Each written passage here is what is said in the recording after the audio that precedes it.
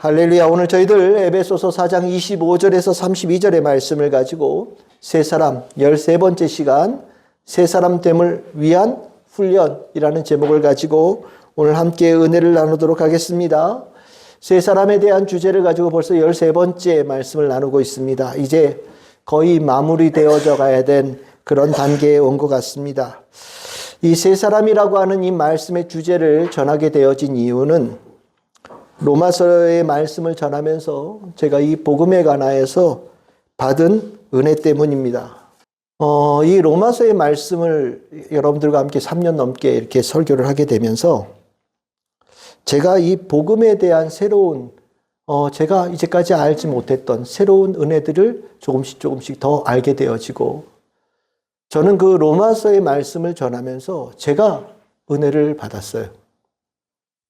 그래서 이 복음에 대하여서 제가 생각이 더 깊어지게 되면서 과연 내가 복음에 충만한 한 신앙인으로서 잘 살아가고 있는가, 또 잘 살아가고 또 살아가기를 바라고 있는가에 대해서 다시 한번 생각해 보는 시간을 갖게 되었습니다.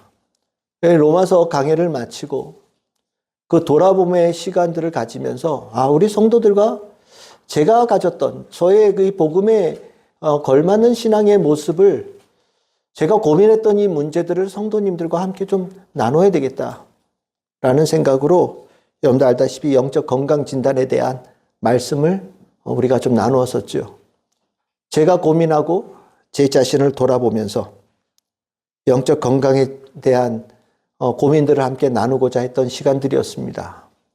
영적 건강에 대한 이 고민들을 이제 마치고 나니 진짜 복음으로 우리가 살아가야 될 모습까지, 우리가 꿈꿔야 될 모습까지 더 나은 존재로 변화되어지는 것에 대한 갈망을 더 갖게 되어지면서 내가 어떤 모습으로 살아가야 되는지를 내가 뚜렷하게 알고 있는가에 대해서 고민하기 시작했어요.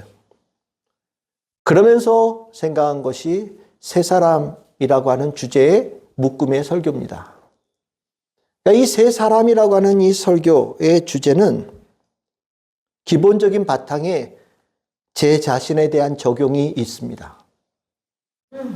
제가 지금까지 신앙인으로 살아왔고 목회자로 살아온 이 과정도 있지만 그 과정에서 부족하고 약한 부분들을 돌아보면서 앞으로 저의 남은 인생 또 하나님께 저를 부르시는 그날까지 더 깊고 나은 존재로 변화되어지기를 소망하며 그 꿈을 가지고 먼저 묵상을 하고 제가 받은 은혜를 여러분들에게 설교로 전하는 시간을 가지고 있는 겁니다.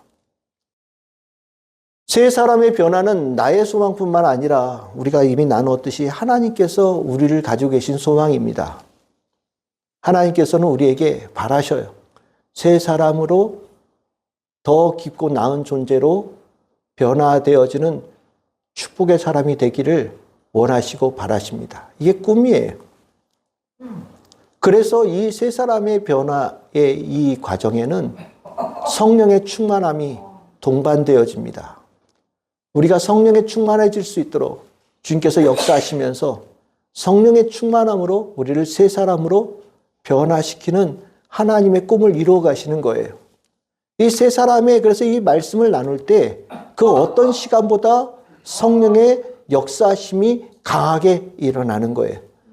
성령의 역사심이 있는 이 자리, 세 사람에 대한 이 주제에 대한 설교를 들으실 때 우리 모든 성도님들이 성령님을 환영하고 모셔드리면서 오늘 주께 주신 이 말씀이 성령의 은혜가 더불어져서 내 안에서 하나님의 말씀이 내 삶에 실증되어지고 실현되어지길 여러분들이 갈망하면서 이 설교를 들으실 때 성령의 놀라운 은총은 나날이 더하여지고 또 큰 축복으로 이어진다고 저는 믿습니다.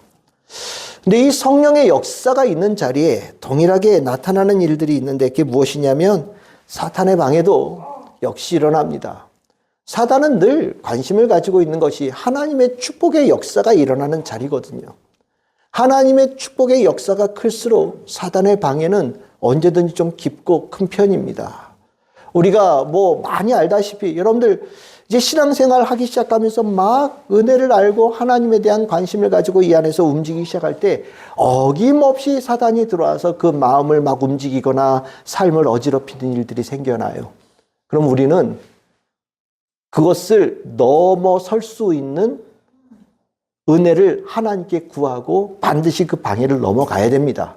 그래야 하나님께서 예비하신 축복이 여러분들 것이 되어지고 내 것이 될 수 있는 거예요.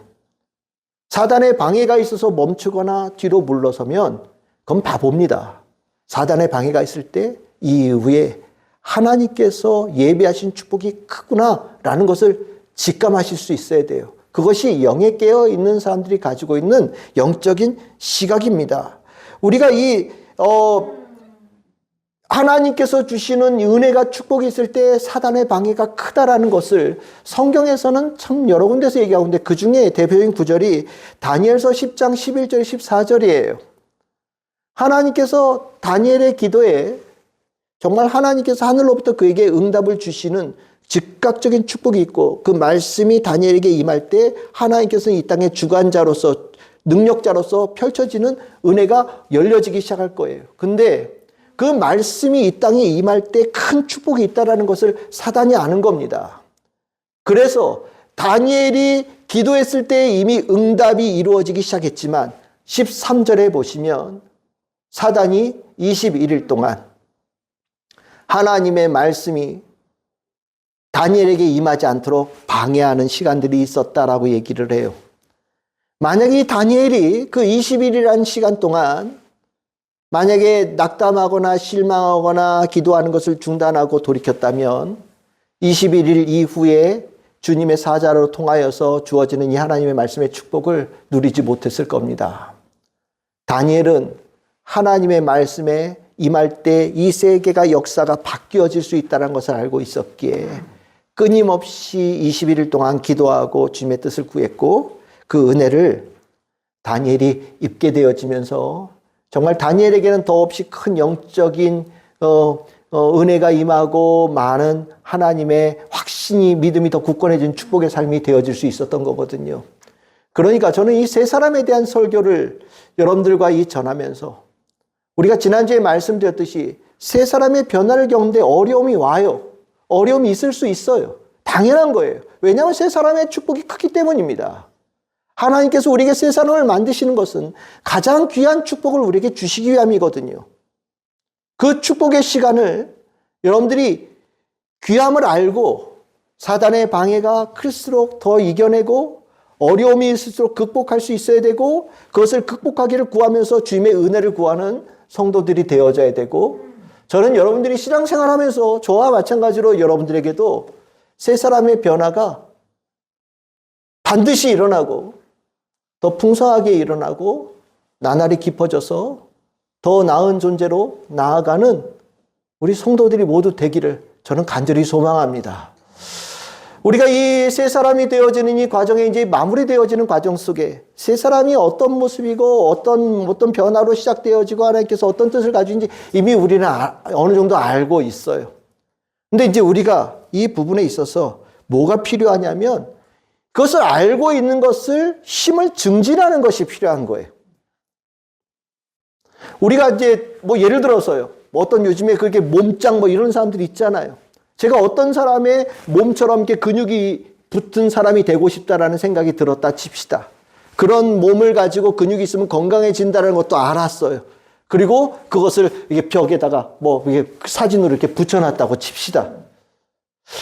붙여놓고 저런 사람이 건강한 사람이라는 걸 알았다라는 것만으로 그렇게 근육이 붙어집니까? 아니잖아요.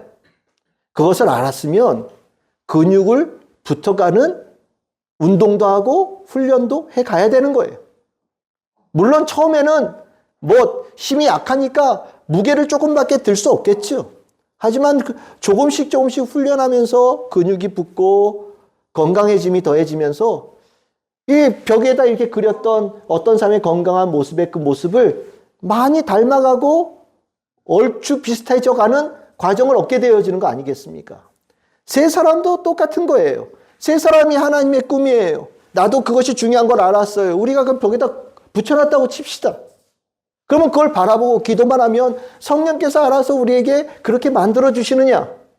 성령께서 만들어주시는 그 가운데 우리가 한 단계, 한 단계, 한 단계 하루하루 훈련해가는 과정들이 있는 가운데서 성령의 은혜와 도우심이 우리에게 임하는 거거든요. 그러니까 새 사람이 되어진다는 것을 알아 우리는 이제 조금씩 조금씩 훈련의 과정들, 우리가 실질적으로 행하는 과정들이 우리에게 필요한 거예요. 근데 뭘 하라 그러면 우리 어떻게 합니까? 뭐 훈련하라 그러면 막막해요. 뭐부터 해야 되지? 뭐부터 시작해야 되지? 뭘 해야 돼? 잘 모르잖아요. 저도 그렇고 아마 여러분들도 이 훈련하고 새 사람의 변화를 위해서 훈련하면 막막하다는 생각이 들 거예요. 그런데 제가 좋아하는 그 책 저자의 목사님들이 여러분들이 계신데 그 중에 칩 잉그램이라고 하는 목사님이 계시거든요. 그 칩 잉그램이라는 목사님의 책 중에 Miracle of Life Change라고 하는 책이 있어요. 책은 이렇게 두꺼운 책은 아닌데 뒤에 이 세 사람의 변화를 이행하는 훈련에 대한 그 항목이 이게 있거든요. 근데 그 항목이 참 마음에 와닿아요. 이분이 그 훈련의 항목을 선정한 근거가 뭐냐? 오늘 우리가 함께 읽은 에베소서 4장 25절 32절이에요. 에베소서 4장 25절 32절의 말씀을 가지고 새 사람으로 되어지는 훈련의 그 분야를 말씀하시거든요. 그래서 저는 오늘 설교에서 그 얘기를 좀 여러분들에게 하려고 그래요.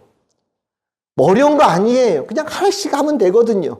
근데 우리가 4장 25절에서 32절에 나오는 5가지의 훈련 분야를 우리가 기억하면서 이것을 옛사람에서 새사람으로 되어지는 과정들이 조금 더 옛사람은 줄어들고 새사람이 증진되어지는 그 영적인 새사람의 근육이 붙어지고 성장되어지는 그런 과정들, 훈련들을 우리 성도들이 함께 하기를 바라고 저도 되어지기를 바라면서 오늘 이 말씀을 좀 여러분들과 나누려고 합니다. 그럼 첫 번째로 말하고 있는 것이 무엇이냐? 에베소서 4장 25절을 통하여서 정직과 진실성에 대한 훈련이 필요합니다라고 말합니다. 우리 에베소서 4장 25절 우리 같이 다시 한번 읽어봅시다. 시작. 그런즉 거짓을 버리고 각각 그 이웃과 더불어 참된 것을 말하라. 이는 우리가 서로 지체가 됨이라. 아멘. 거짓을 버리고 참된 것을 말하는 진실성을 증진하는 것이 이 훈련이 새 사람이 되어지는데 중요한 부분이다라고 말하고 있어요. 실은 거짓은요, 옛사람이 가지고 있는 아주 특징이에요. 옛사람으로 살 때 거짓이라는 것이 때에 따라서는 삶의 유용한 도구처럼 생각되어지는 경우도 있습니다. 근데 새 사람이 되어지면은 거짓이 어울리지가 않아요. 거짓이 그 삶에 물들어 있는 상황에서는 새 사람의 온전한 모습으로 성장되어진데 계속해서 발목을 잡는 일들이 일어납니다. 거짓이 왜 문제가 되느냐? 거짓은 다른 게 중요한 게 아니라 거짓되어지면 인간관계가 형성이 될 수가 없어요. 여러분들 부부 사이에도 살면서 그 사랑하는 부부 사이에 이렇게 살면서 서로 아끼고 막 하잖아요. 그런데 살면서 근원적으로 부부 사이가 틀어질 때가 있습니다. 그게 뭐냐? 뭐 돈 문제냐? 성격 차이냐? 그거는 두리뭉실하게 표현한 거예요. 그런데 그 밑으로 쭉 가면요. 상담을 하다 보면 이 얘기가 나와요. 못 믿겠어요. 못 믿겠어요. 그 사람을 신뢰할 수가 없어요. 라는 얘기가 나옵니다. 그러니까 거기에 돈 문제도 걸려 있거나 아니면 이성에 관한 문제가 걸려 있거나 뭐 취미 활동에 관한 부분이 있거나 뭐가 이제 나오는 거예요. 그거는 가지로 쭉 뻗어나가는데 기본적으로 거짓, 믿을 수 없다라는 것이 기본적인 문제로 나오기 시작하거든요. 거짓시키면요. 관계가 유지가 될 수가 없어요. 관계가 다 깨지는 거예요. 오늘 25절에도 나오잖아요. 거짓이 벗겨지고 참된 것을 말하게 것이 필요한 게 왜 그러냐? 우리가 서로 지체가 된다. 몸이 이루어지는 이 연관 속에서 교회 안에서 서로 지체가 연결되어져야 되는데 이 사이에 거짓이 끼면 어떻게 됩니까? 붙었던 것들이 다 분열되는 거예요. 물과 기름처럼. 결국 거짓은 예수 그리스도의 몸의 일부가 되어지는데 나를 예수로부터 분리시키는 사단이 쓰는 도구가 되어지는 겁니다. 거짓은 안 되는 거예요. 거짓은 막 숨기고 뭐 그럴듯하게 포장하고 뭐 아닌 척하고 해도 거짓은요 반드시 티가 나게 돼 있거든요. 우리가 살다 보면 거짓에 관한 이 부분을 상대적인 개념으로 생각하는 경우들도 있어요.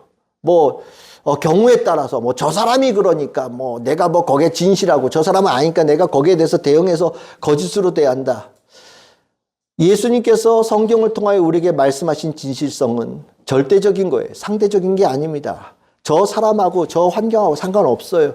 내 안에서 진실하게 살겠다라는 마음의 결단을 먼저 갖고 그것을 향해서 나아가는 우리의 결단이 필요한 거거든요. 그 진실한 자에게 성령의 역사가 일어나는 거예요. 성령은요, 참영이십니다. 거짓의 영이 아니라 진짜 참된 영이시거든요. 내 안에 거짓일 때 성령께서 함께 할 수가 없는 거예요. 그래서 우리가, 이게 나도 모르게 거짓말이 나오거나, 나도 모르게 숨기는 말을 하거나, 나도 모르게 위장하는 말들이 이렇게 습관처럼 붙어 있는 경우들이 있거든요. 그런데 우리가 그런 것으로부터 참된 것으로 변화되어지기 위해서는 특별하게 우리가 해야 될 훈련이 하나 있다라고 얘기하는데 그게 뭐냐? 고백의 훈련이에요. 이게 무슨 소리냐? 나도 모르게 거짓이 나올 때 있잖아요. 나도 모르게. 그냥 옛사람의 품성이 내 안에 있다 보니까 그냥 거짓이 툭 나오는 거예요. 그럼 그냥 지나가야 하는 거죠. 뭐 상대방이 거짓인지 아닌지 어떻게 알겠어요. 그런데 내 안에서 진실되어진 것이 갖추어지는 새 사람이 되겠다는 것을 알기 시작하면서 아까 내가 이렇게 나도 모르게 거짓말이 툭 나온 거에 대해서 내가 인식하게 되어지면 나중에 용기를 내어서 내가 그때 나도 모르게 이렇게 얘기했는데 제가 요거 바꾸겠습니다. 제가 그때 이 말이 다 맞는 게 아니라는 걸 제가 알아요. 그러니까 진짜는 이겁니다. 라는 진실함에 대해서 수정하는 고백의 훈련을 필요하다라는 거예요. 우리가 거짓말을 100% 안 하고 살 수 있냐? 그건 어렵겠지요. 하지만 내 안에 진실성이 커지기 위해서는 적어도 거짓을 내 삶에서 줄여가는 훈련들은 필요하다라는 겁니다. 그것에 유용한 것이 무엇이냐? 고백하라는 거예요. 용기를 내어서 내가 진실함을 고백하는 이 훈련이 되어지고 나면 나중에 시간이 지나가면서 점점 아예 처음부터 거짓으로 말하는 것들이 내 안에서 없어지든지 아니면 거짓이 내 삶을 포장했던 것들이 벗겨지면서 진실한 것으로도 하나님께서 나와 함께 하시면서 나를 존귀케 만들어주시는 은혜를 입는 자로 변화되어지는 거예요. 우리가 거짓을 하는 이유가 뭐냐면 진짜 나를 보이면 내가 형편없다라는 것을 상대방으로부터 평가받을 것 같은 두려움이 있는 경우들도 있거든요. 그런데 진짜 하나님께서 높이시는 자는 거짓으로 포장한 자가 아니라 모자란 모습도 하나님 앞에 솔직하게 내어놓고 진실한 자예요. 하나님께서 그를 높여주셔요. 그러니까 여러분들 이렇게 기억해 두셔요. 내가 혹여나 나도 모르게 없는 말, 아닌 말 한 경우가 생각나거든. 내가 그것이 내 입에 붙어 있는 것이라고 생각이 들거든. 가서 솔직하게 고백하고 진실함을 용기를 내어서 내 입으로 고백하는 용기의 능력이 되어지는 우리 성도들 될 수 있기를 소망합니다. 두 번째로 훈련의 분야가 뭐냐? 에베소서 4장 26절에서 27절 통한 감정의 자제에 관한 훈련입니다. 4장 26절과 27절 우리 같이 한번 읽어보겠습니다. 시작. 분을 내어도 죄를 짓지 말며 해가 지도록 분을 품지 말고 마귀에게 틈을 주지 말라. 아멘. 원한, 분노, 보복 다 옛사람들이 살아가는 삶의 에너지예요. 부모님이 원수 갚는데 몇 년 동안 칼 갈고 대를 이어서 원수 갚는다는 이 에너지 지독하게 인간들에게 흘러내려오는 아주 근원적으로 흐르는 에너지, 삶의 에너지입니다. 근데 주님은요, 우리가 살아가면서 그 분노, 원한, 보복의 에너지로 살아가는 것이 점점점 줄어들고 하나님께서 우리에게 부으시는 은혜와 사랑과 소망과 믿음의 에너지로 살아가는 자로 변화되어지기를 원하셔요. 그러니까 살아가는 근원적인 에너지가 바뀌기를 원하신다라는 거예요. 분노, 원한, 보복과 같은 이 감정의 자리는 성령께서 다스리지 않는 감정의 자리라는 것을 여러분들이 분명히 이해하셔야 됩니다. 성령께서 주관하시고 성령께서 임재하시는 그 자리는 이런 것들이 힘을 내지 못해요. 제가 여러분들 여기서 분명하게 말씀드릴 수 있는 것은 화내지 말라는 게 아니에요.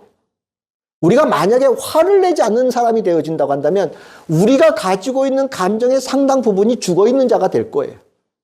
화를 낸 것은 실은 건강하지 않은 건 아니라 그건 자연스러운 거예요. 근데 중요한 게 뭐냐? 화내고 분노하는 마음들이 생길지라도 그것을 절제할 수 있고 자제할 수 있는 힘을 가지고 있느냐 없느냐가 중요하다라는 거예요. 우리 예수님도 화내셨거든요. 예수님도 하나님 제대로 믿지 않고 외식하는 자들에게 독사의 자식들아 라고 말씀하실 정도로 아주 강하게 화를 내셨어요.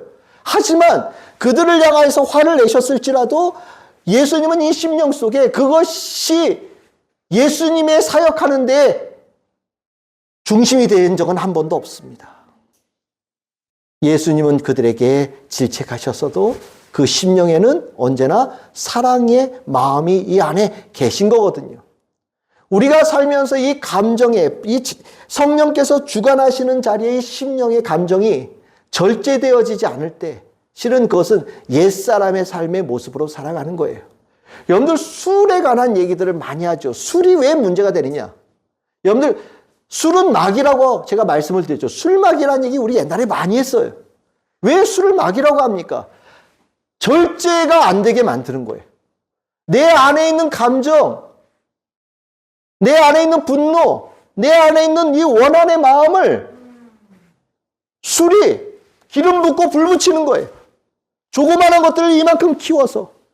어떤 사람들은 술만 먹으면 막 그 폭력을 휘두르는 사람이 있고, 어떤 사람은 술만 먹으면 막 내내 우는 사람도 있고요. 어떤 사람은 하여튼 각가지의 감정이 이만큼 증폭되어지죠. 그 과정이 성령의 역사는 아닌 거예요. 그러니까 옛날 분들이 술막이다, 술막이다 이런 얘기 많이 한 거거든요. 절제되어지지 않는 이 감정들은 언제나 문제를 일으키는 영역이 되는 거예요. 그래서 우리가 성령과 우리의 이 마음이 절제되어질 수 있도록 이 마음이 사단에게 틈이 되어져서 사단이 판을 치고 주관하는 그 감정으로 내 삶이 휩쓸리지 않도록 우리가 경계해야 되는 거예요. 그 경계하고 그것을 줄여갈 때 우리는 옛사람에게서 새사람으로 전환되어질 수 있는 거거든요. 그래서 우리가 기도합니다. 주님, 내 마음과 내 생각을 지켜주시옵소서. 내 생각이 사단에 의해서 지배받지 않도록, 내 마음이 사단에 의해서 지배받지 않도록 저를 지켜주시옵소서. 제가 그렇게 되기를 원합니다. 기도할 때 주님께서 도와주시는 거예요. 그러면 우리가 그 어떤 화가 날 때, 정말 화가 나는 그 감정이 생길 때 이걸 우리가 어떻게 절제할 것인가? 이걸 어떻게 절제할 수 있는 훈련을 갈 것인가? 칩 잉그레임 목사님은 이런 방법을 얘기합니다. 그거를 절제해서 표출하는 공간을 만드세요 라고 얘기를 해요. 이게 무슨 소리냐면 제가 누군가에 화가 나잖아요. 막 화가 난다면 말로 하면 어떻게 되겠습니까? 10마디, 100마디 막 쏟아내는 거예요. 그런데 이렇게 생각합시다. 그걸 하나의 문장으로 글로 쓴다면 한 문장으로 그것을 내 감정을 표현할 수 있다면 그 한 문장 안에 얼마나 응축되어진 절제되어진 표현이 나오겠습니까?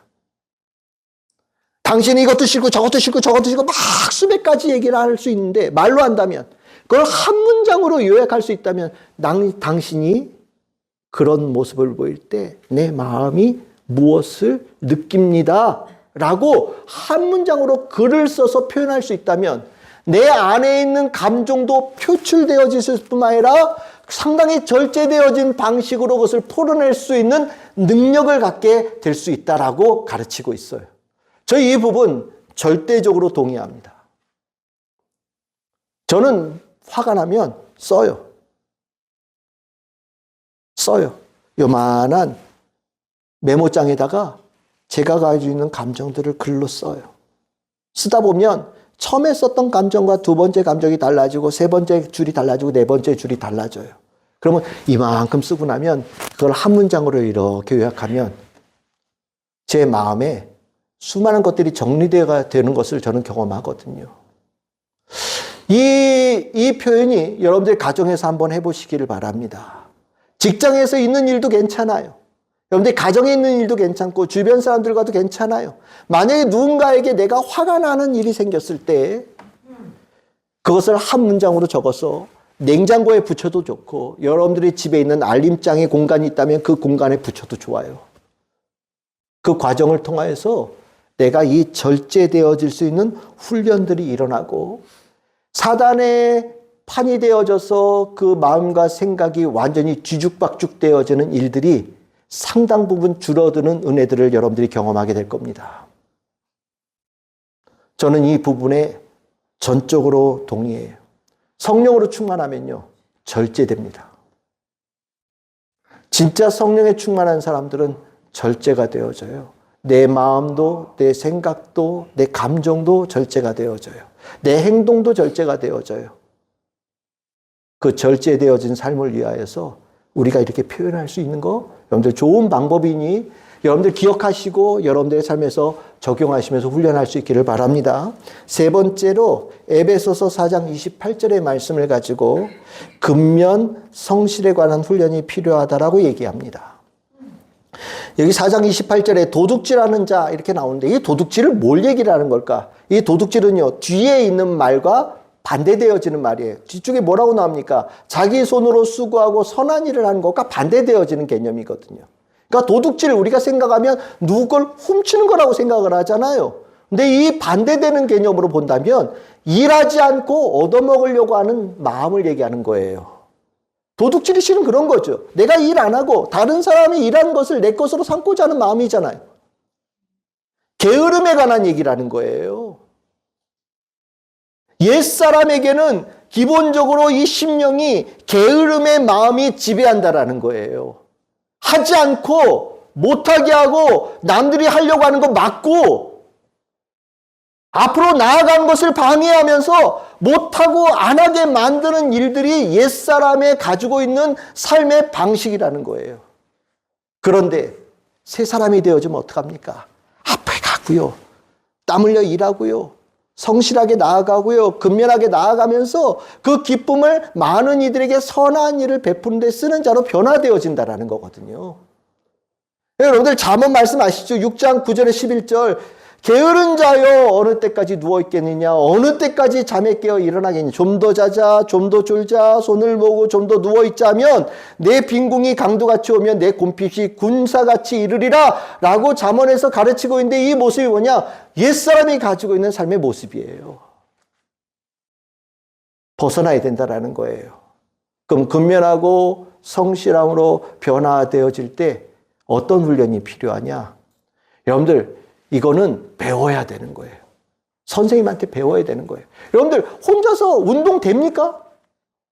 작심 3일, 3일이 뭐예요? 이틀도 안 합니다. 내가 이만큼 하겠다, 뭐 하겠다. 에이, 잘 안 돼요. 그러니까 뭐 합니까? 여러분들 운동하는 데 가면 개인 선생님이 이렇게 운동시켜준 선생님 붙여주잖아요. 그렇죠? 그 선생님이 시키는 거예요. 그러니까 이게 게으른 몸이 점점점 힘을 갖기 시작하면서 움직이는 몸으로 바뀌어지는 거거든요. 혼자는 안 된다라는 거예요. 선생님이 필요한 거예요. 선생님이 주는 훈련의 과정, 그 과정을 통해서 되어진다라는 거예요. 또 혼자 운동하면 재미없죠. 그러니까 같이 하는 거예요. 믿음의 형제들과 함께 하나님께 대해 성실한 자로, 근면한 자로 바뀌어지는 훈련을 하는 거죠. 우리가 교회의 공동체와 교회 목회자가 새 사람으로 하나님께 성실한 자로 변화되는데 꼭 필요한 거예요. 여러분들 아실 거예요. 혼자 신앙생활하면서 하나님께 성실한 신앙생활하기 어렵습니다. 안 돼요. 성경 혼자서 읽어봐요. 며칠이나 읽어요.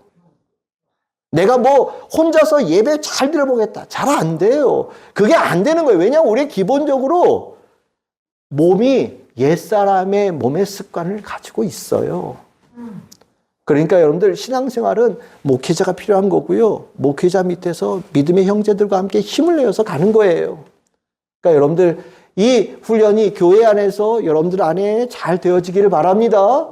여러분들 교회에 주님 앞에 예배드리는 이 주일에 있는 예배 빠지지 마시고 이것이 여러분들의 삶의 기준이 되어지면서 여러분들이 성실하게 주님 앞에 나아가기 시작할 때 삶이 움직이기 시작하는 거예요. 이것이 삐걱거리니까 다른 데서도 고장이 나는 거거든요. 여러분들 신앙생활에 성실함으로 나아가는 이 훈련들이 교회 안에서 이루어지길 바랍니다. 네 번째입니다. 네 번째는 에베소서 4장 29절을 통하여서 이렇게 얘기합니다. 의롭고 덕이 되는 말에 대한 훈련이 필요하다라고 얘기를 해요. 세 사람, 말. 이 더러운 말, 입 밖에도 내지 말아라 이렇게 얘기하는데 이 더럽다라는 게 뭐냐? 부패하고 쓸모없는 것을 얘기하는 거예요. 여러분들 이 말에는 뜻이 있습니다. 말에는 의미가 담겨 있어요. 그래서 말은요, 일관적인 부분이 있어야 되는 거예요. 앞으로 또렷하게 내가 말하는 것이 한 방향으로 일관성을 가진 말을 가져야 되는 거예요. 그런데 이 더러운 말의 옛사람이라는 게 뭐냐면 이 앞에서는 이렇게 얘기하고 저 앞에서는 저렇게 얘기하는 거예요. 왜 그럴까요? 뜻이 없어요. 내 안에 의미가 확고하지 않은 거예요. 여기선 이 얘기하고 저기선 이 얘기하는 거예요. 저 앞에 돌았을 때는 얘라고 얘기하고 돌아서서는 아니오라고 얘기하는 자가 되는 거예요. 그래서 이거를 우리말로는 횡설수설한다라고 얘기해요. 횡설수설한다라는 그 자체가 속에 아무것도 없다라는 거예요. 옛사람은 바람에 나는 것처럼 바람 부는 대로 왔다 갔다 하는 삶을 삽니다. 근데 우리가 새 사람이 되어지고 나면 또렷한 초점이 생기잖아요. 온전한 예수 그리스도의 형상을 닮아가는 새 사람의 목표가 생기잖아요. 뜻이 생기고 의지가 있으면서 내 입에서 나오는 말이 한결같이 한 방향을 향해 나아가는 자로 바뀌어지는 거란 말이죠. 그 전환이 새 사람에게 나타나는 아주 중요한 거예요.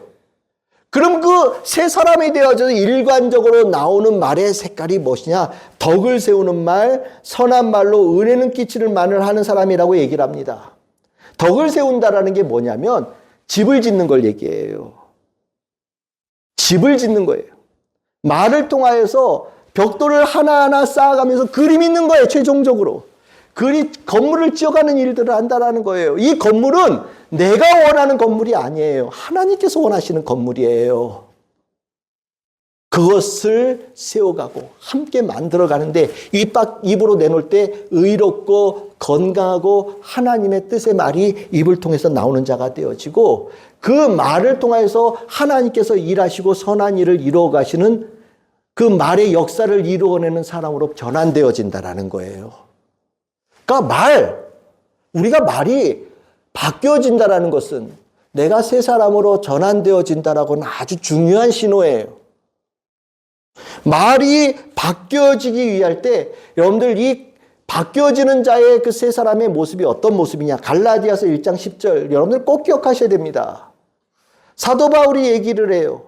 내가 누구를 기쁘게 하랴? 누구를 기쁘게 하랴? 사람을 기쁘게 하랴? 아니다. 나는 하나님을 기쁘게 한다. 내가 이제까지 사람들의 기쁨을 구하였다면 그리스도의 종이 아니다 라고 사도 바울이 얘기하는데 우리 입 밖에 나오는 말이 똑같은 거예요. 사람을 기쁘게 하는 말에 내가 말 잘한다고 생각한다면 그건 옛사람이에요. 하나님이 기뻐하시는 말, 이 말을 통해서 하나님의 선한 역사를 이루기 있는 통로로 삼으시는 말을 하는 자가 새 사람의 은혜를 입은 자예요. 그래서 이 말이 바뀌어지기 위해서 뭐가 필요하냐? 이 훈련은 여러분들 이것도 기억하셔야 돼요. 침묵과 묵상의 훈련이에요. 옛사람의 횡설수설한 이 말의 습관을 멈추는데 가장 유용한 것이 입을 닫는 거예요. 침묵하는 거예요. 실은 이 횡설수설하는 사람들은요, 입이 그치질 않아요. 계속 쏟아져요. 이 말이 수도꼭지를 잠궈야 돼요. 잠궈야 새로운 것이 채워질 수 있는 거예요. 그게 첫 번째가 침묵이에요. 침묵은 영성훈련의 기본입니다. 두 번째는 하나님의 말씀을 묵상하는 거예요. 새로운 말을 공급받는 겁니다. 내가 전에 하던 말을 멈추고 잠궈버리고 새로운 말을 트는 수도꼭지를 트는 거예요. 공급받는 거예요.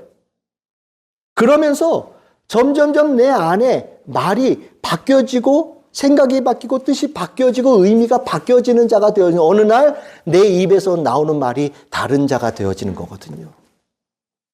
그러니까 여러분들 하루를 살면서 우리가 기도의 시간이라고 표현하지만 기도의 시간을 갖기 전에 침묵의 훈련의 시간들을 여러분들이 꼭 가지셔야 돼요. 그 침묵의 시간이 지나고 어느 정도 되어지고 내 안에 있는 생각들과 말들이 잠잠해지는 과정에서 수도꼭지를 열어서 하나님의 말씀을 읽고 묵상하는 시간을 가지시기를 바랍니다. 여러분들 안에 놀랍게 변화되어지는 은혜를 여러분들이 있게 될 것이라는 것을 믿습니다. 다섯 번째입니다. 다섯 번째는 에베소서 4장 30절에서 32절의 말씀을 가지고 마음에 관한 훈련이 필요하다라고 얘기를 해요. 이게 마음에 관한 훈련인데 여러분들 중요한 포인트는 30절에 있습니다. 하나님의 성령을 근심하게 하지 말라. 이게 굉장히 중요한 포인트예요. 그 뒤에 나오지요. 모든 악독, 노함, 분냄, 떠드는 것, 비방하는 것, 이것의 기본이 뭐냐? 악의에서 시작된다라는 거거든요.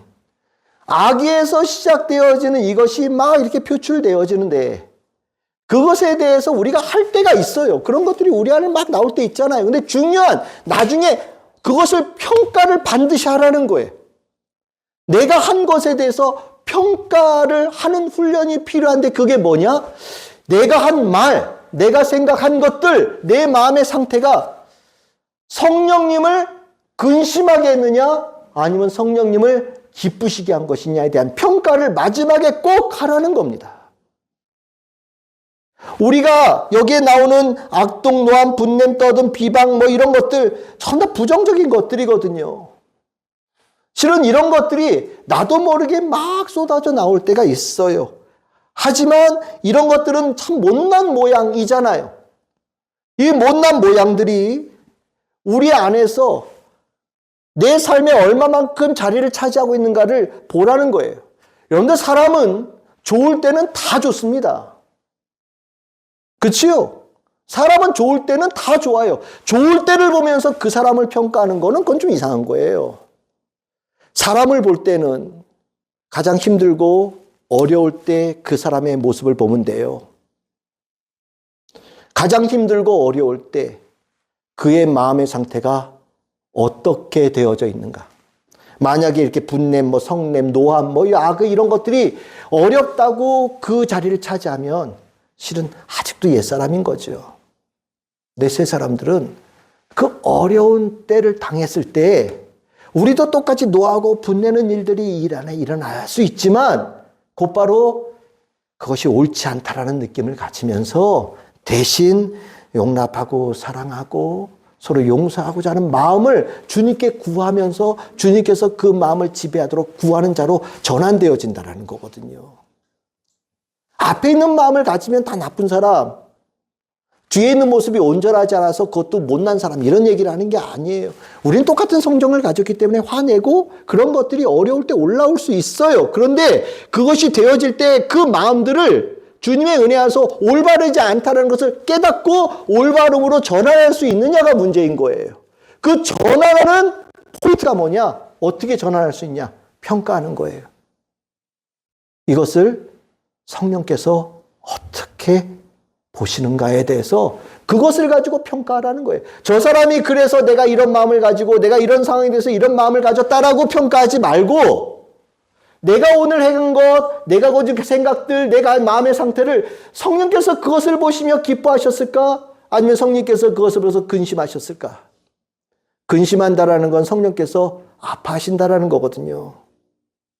내 그 모습을 보면서 하나님께서 기뻐하셨을까? 그 모습을 보면서 하나님께서 아파하셨을까? 그거 가지고 하루를 점검해 보라는 거예요. 이 점검의 훈련은 굉장히 유용합니다. 실은 우리가 하루를 살면서 하루를 이렇게 점검할 때 오늘 무슨 힘든 일이 있었어, 어떤 일이 있었어, 일기 쓰잖아요. 그 일기를 쓰는 그 포인트가 무슨 일이 있었냐가 중요한 게 아니에요. 믿는 사람이 되어지고 나면 하나님께서 내 오늘 하루의 삶을 어떻게 보셨을까 중요한 거예요. 그리고 나면 그 과정들이 이렇게 되어져 가면 어느 날 새 사람으로 잘 성장되어진 나를 발견하게 되는 겁니다. 우리가 새 사람 굉장히 귀한 존재라는 걸 우리 알고 있어요. 저절로 되는 건 아닙니다. 대신 우리가 하루하루 작은 일에서부터 하루하루 나아가는 과정에서 정말 작은 행동, 작은 말, 마음 먹는 거 하나, 아침에 일어나서 하는 시작되어진 일들, 그 하나의 일을 멈추거나 하나의 일을 새롭게 시작하는 그런 과정들을 통해서 성장해 가는 거거든요. 우리는 그것을 함께 가는 성도들이에요. 제가 늘 얘기하듯이 수준은 다 달라요. 우리는 다 수준들은 각기 다 다릅니다. 근데 한 가지 공통점이 있다면 그 길을 계속해서 가는 거예요. 오늘 하루 주님 안에서 더 성장하고 더 변화되어지기를 소망하며 내가 그것을 꿈을 가지고 나아가는 것만큼은 우리가 공동의 마음을 가지고 가는 믿음의 형제라는 거예요. 우리가 그 마음을 가질 때 성령님 도와주셔요. 오늘 나누었던 이 말씀들이 여러분들 잘 기억하시고 하나하나 우리 실천합시다. 저도 더 열심히 이것을 기억하고 실천할 테니 여러분들도 꼭 기억하시고 실천해 가시면서 우리 점점 새 사람이 되어지는 모습이 더 충만해지는 복 있는 자로 우리 참 즐거운 게 모든 성도들 세워질 수 있기를 주님의 이름으로 축복합니다.